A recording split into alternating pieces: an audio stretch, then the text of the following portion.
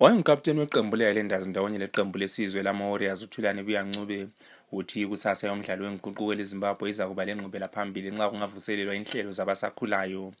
Ubiya osehlala elizweni lase-United States of America ukwele Zimbabwe kulezinsuku uzoqhuba inhlelo zeqembu lakhe elabasakhulayo eleBiya and Friends Academy lona elisungulwe ngomnyaka ka-2015 njalo elidlala kusigaba seBulawayo Province Junior League Serie A.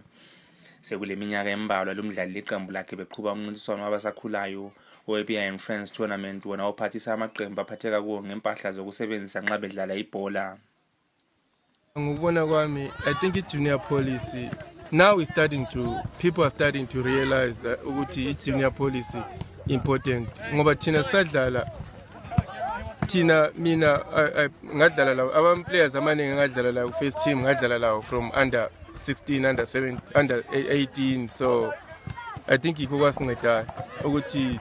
especially umuntu nje uMadinda yena he had faith in us ukuthi ufuna sidlale first team so wasinika chance most of the abafana ngadlala labo kuma junior wasinika chance so I think like ama big teams if they can still do the same thing ukuthi bebe le junior police right.